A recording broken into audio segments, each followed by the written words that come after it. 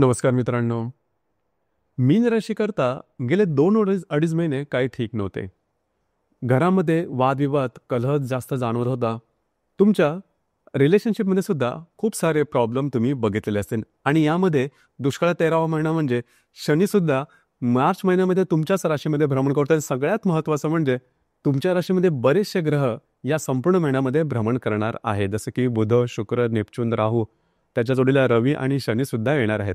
काळजी करू नका. मला ठाऊक आहे की तुमची जी रास आहे ही बऱ्याच प्रमाणात इमोशनल आहे. छोट्या मोठ्या गोष्टींचा खूप जास्त प्रमाणात विचार करतो आणि कित्येक वेळेस काही गोष्टी अशुभ होणार आहेत त्या विचारानेच थोडंसं मनावर स्ट्रेस, टेन्शन जास्तच जाणवतं. काळजी करू नका. हा संपूर्ण महिना तुमच्या आयुष्याच्या वेगवेगळ्या क्षेत्रामध्ये कशा प्रकारे जाईल, कोणती काळजी तुम्हाला घ्यायला हवी, कशा प्रकारे गोष्टी हाताळायला हव्यात, या सर्व संदर्भातली खुलासेवार चर्चा आपण या व्हिडिओमध्ये करणार आहोत. तर सुरुवातीला आपण चर्चा करू की तुमचे जे स्वास्थ्य आहे, मानसिक किंवा शारीरिक, हे नेमकं कशा प्रकारचं राहील. जसं की तुमच्या राशीचा जो स्वामी आहे गुरु, जो की तुमच्या तृतीय स्थानामध्ये भ्रमण करतो आहे, मार्गी आहे. राशीचा जो षष्ठेश आहे रवी, जो की तुमच्याच राशीमध्ये भ्रमण करतो, अष्टमेश सुद्धा भ्रमण करतोय आणि त्याच्या जोडीला बुध, राहू, रवी, नेपच्यून, शनी, बरेचसे ग्रह तुमच्या राशीमध्ये भ्रमण करणार आहेत. खूपच इव्हेंटफुल असा हा महिना असणार आहे. खरं तर तुमची जी रास आहे ही सरळ सरळ चालणारी आहे. जास्त काय मेहनत येणारी नाही. आउट ऑफ द वे जाऊन सुद्धा गोष्टी न करणारी आहे. परंतु या महिन्यामध्ये गोष्टी थोड्याशा वेगळ्या होतील. बऱ्याच प्रमाणात तुम्ही ॲक्टिव्ह राहाल. तुमच्यामधला कॉन्फिडन्स, एनर्जी लेवल खूप चांगल्या प्रकारचे दिसून येईल. कामाचा ओळख सुद्धा दांडगा राहील. परंतु ह्याचा परिणाम थोडासा तुमच्या शरीर स्वास्थ्यावरती होऊ शकेल. कारण बऱ्याच वेळेस होतं काय की आपल्याला एखाद्या गोष्टीची सवय नसेल, मेहनत करण्याची सवय नसेल, जास्त धावपळ करण्याची जर का सवय नसेल, तर कधी-कधी आणि अशा वेळेला आपण जास्त धावपळ केली तर थोडासा त्रास होतो शरीराला, मनाला, विचारांना. तशाच प्रकारचा काही त्रास तुम्हाला या महिन्यामध्ये जाणवू शकेल. त्या संदर्भात काळजी घ्या. स्ट्रेस, टेन्शन आलं तरीसुद्धा त्याचा बिनधास्तपणे सामना करा. आणि जो शनी तुमच्या राशीमध्ये येणार आहे तो 30 तारखेला येणार आहे. त्याच्यामुळे संपूर्ण मार्च महिन्यामध्ये तशी काहीही काळजी करू नका. थोडंसं स्वतःच्या भावनांवरती किंवा विचारांवरती लक्ष देणं गरजेचं आहे. याचप्रमाणे आर्थिक स्थैर्याबद्दल सांगायचं झालं तर तुमच्या राशीचा जो धनेश आहे मंगळ, जो की तुमच्या चतुर्थात भ्रमण करतो आहे, आणि राशीचा जो अष्टमेश आहे शुक्र, जो की तुमच्याच राशीमध्ये भ्रमण करतो, आणि जो लाभेश आहे तो चतुर्थात भ्रमण करतो आहे. एकंदरीतच सांगायचं झालं तर या संपूर्ण महिन्यामध्ये आर्थिक संदर्भात काही विशेष त्रास होणार नाही. त्याच्यामुळे तशी काही काळजी करू नका. पण तुमची जी रास आहे थोडीशी खर्चिक आहे. भावनेच्या आहारी जाऊन कित्येक वेळेस अतिरिक्त खर्च हे केले जातात. हा संपूर्ण महिना तुमच्यासाठी अशाच प्रकारे लक्षात घ्या. ही गोष्ट जाणून घेणं फार महत्त्वाचं आहे की तुमची जी रास आहे शनीच्या 7.5 पहिल्या 2.5 वर्षाकरता तयार होते आहे. यावेळेस होतं काय की आधीची ज्या 2.5 वर्षामध्ये म्हणजे आत्ताचा कालावधी तुमच्याकडे खूप महत्त्वाचा आहे. यामध्ये होतं काय की बऱ्याच प्रमाणातले काही ट्रॅप तुमच्यासाठी तयार असतात आणि ट्रॅपमध्ये तुम्ही अलगदपणे फसले जातात. कधी पूर्ण कॉन्फिडन्सने, कधी आपण रिस्क घेऊ अशा अनुषंगाने आपण रिस्क घेतो, धोका पत्करतो आणि आपले अंदाज चुकतात, आपण त्याच्यामध्ये गुरफटून जातो आणि मग त्याचे जे परिणाम आहेत हे येणाऱ्या 2.5 वर्षात ज्यावेळेस शनी तुमच्या राशीत येतो त्यावेळेस आपल्याला ते भोगायला लागतात. या संदर्भात हा जो महिना आहे म्हणजे मार्चचा महिना आहे हा अत्यंत महत्त्वपूर्ण आहे. तुमच्यासाठी बरेचशी अशी जाळी तयार असणार की ज्यामुळे तुम्ही फसले जाल.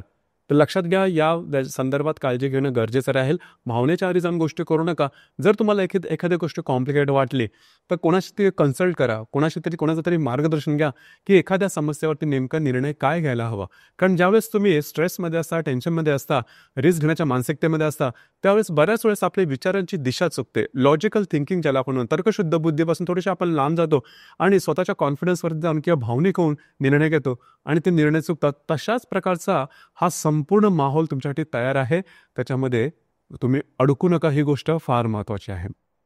गृहसौख्याबद्दल सांगायचं झालं तर तुमच्या राशीचा जो चतुर्थेश आहे बुध, जो की तुमच्याच राशीमध्ये भ्रमण करतोय 15 तारखेनंतर वक्री होणार आहे आणि राशीच्या चतुर्थात मंगळ सुद्धा भ्रमण करतो आहे.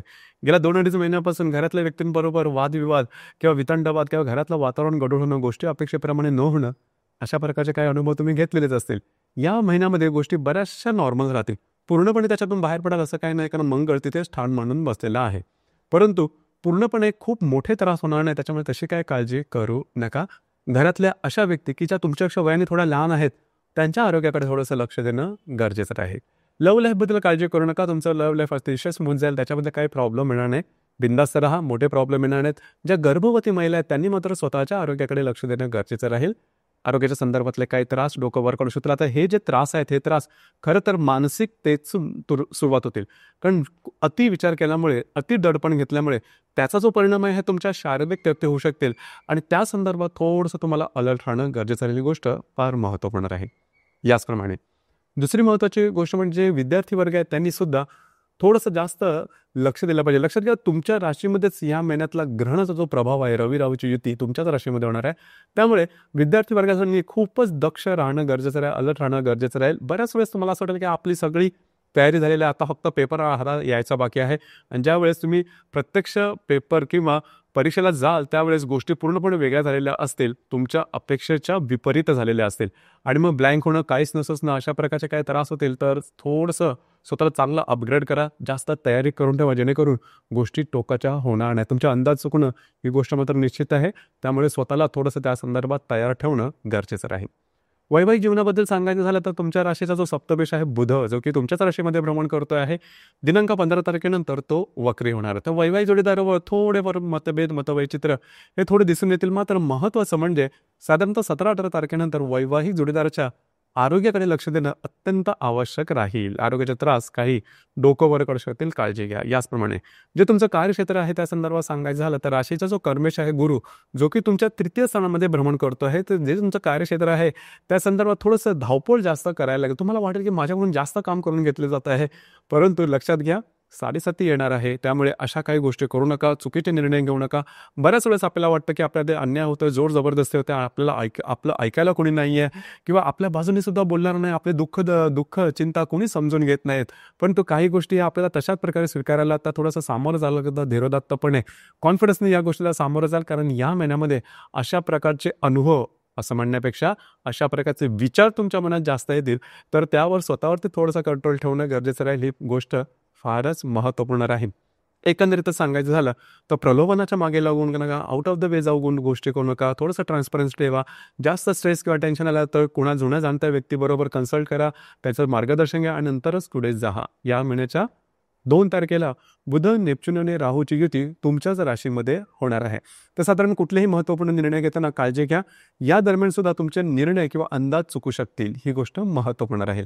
याचप्रमाणे दिनांक 8 तारखेला रवी आणि मंगळाची युती तुमच्या व्यय आणि चतुर्थ युती नाही, त्रिकोणयोग तुमच्या व्यय आणि चतुर्थ स्थानामध्ये होणार आहे. हा त्रिकोणयोग तुमच्यासाठी अतिशय शुभफलदायी राहील. घरातल्या व्यक्तींबरोबरचे नातेसंबंध सुधारतील, तुमच्या दोघांमध्ये चांगला रॅपो तयार होईल. त्याचप्रमाणे घरातल्या व्यक्तींबरोबर किंवा कुटुंबावर कुठे बाहेर फिरायला जाण्याचा योग, तीर्थस्थळीवर जाण्याचा योग संभवतो. याचप्रमाणे दिनांक 11 तारखेला बुध आणि शुक्राची युती होणार आहे, ती अतिशय चांगली राहील. त्यामध्ये कुठल्याही प्रकारचे प्रॉब्लेम येणार नाहीत. म्हणजे खास करून जे तुमचे वैवाहिक जोडीदार आहे त्यांच्याबरोबरचं इंटरॅक्शन तुमचं बऱ्याच प्रमाणात सुधारेल.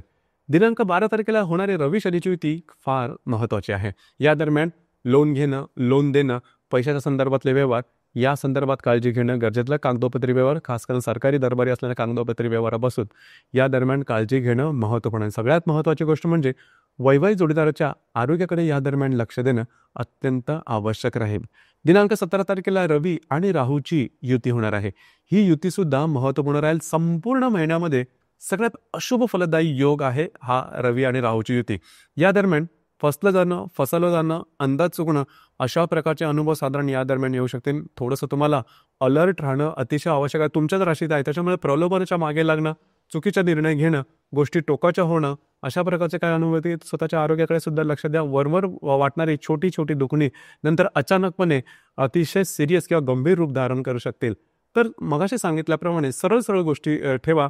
काही स्वतःचे निर्णय कॉन्फिडन्समध्ये जाऊन घेऊ नका, ही गोष्ट महत्त्वपूर्ण राहील. याचप्रमाणे दिनांक 19 तारखेला रवी आणि नेपच्यूनची सुद्धा युती होणार आहे. भावनेच्या आहारी जाणं, चुकीचे निर्णय घेणं यापासून सावध राहा. थोडंसं प्रॅक्टिकल आणि ट्रान्सपरंट राहणं गरजेचं राहील. शुक्र नेपच्यूनची युती सुद्धा 27 तारखेला तुमच्याच राशीमध्ये होणार आहे. तर तुमची जी रास आहे थोडीशी लॅविश लाईफस्टाईल जगणारी रास आहे. खर्चावरती नियंत्रण ठेवा. अतिरिक्त अनावश्यक खर्च जास्त प्रमाणात होतील. सगळ्यात महत्त्वाचं म्हणजे या संपूर्ण महिन्यामध्ये व्यसनांपासून लांब राहणं गरजेचं राहील. तुमची जी रास आहे ती थोडीसं व्यसनाच्या आहारी जाणे म्हणजे व्यसनाच्या आहारी थोडीशी लवकर जाते, कारण बऱ्याच प्रमाणात इमोशनल आहे. दुसऱ्याचे दुःख आहेत ते तुम्हाला स्वतःला हृदयात जाळवतात आणि कधी कधी त्यांच्या आयुष्यात दुःख होऊ नये म्हणून स्वतःचं सर्व काही तुम्ही देऊन मोकळे होता. इकडे लक्ष द्या. आणि आत्ता सांगितल्याप्रमाणे व्यसनांवरती नियंत्रण ठेवणं अत्यंत आवश्यक राहील. या महिन्यातली जी पौर्णिमा आहे ती होळी पौर्णिमा आहे, ती होणाऱ्या दिनांक 13 तारखेला आणि जी अमावस्या आहे ती 29 तारखेला आहे. दोन्ही दिवशी म्हणजे पौर्णिमा आणि अमावस्या दिवशी रविचंद्राचं आकर्षण हे थोडंसं जास्त असतं, त्यामुळे आपण चुकीचे निर्णय घेण्याची शक्यता जास्त असते. त्या संदर्भात सुद्धा काळजी घेणं गरजेचं राहील. एकंदरीतच मीन राशीकरचा संपूर्ण महिना हा दक्ष आणि स्थितप्रज्ञ राहण्याचा आहे. या संदर्भात स्वतःला तयार करून घ्या, कारण येणारं जे 7.5 आहे त्यामध्ये तुम्हाला हा जो महिना आहे, हा महिना बऱ्याच प्रमाणात मोठी भूमिका निभावणार आहे. आपलं या संदर्भातलं मत काय आहे, आपले विचार काय आहेत, आपले अनुभव काय आहेत, खाली कमेंट बॉक्समध्ये नक्की कमेंट करा. धन्यवाद.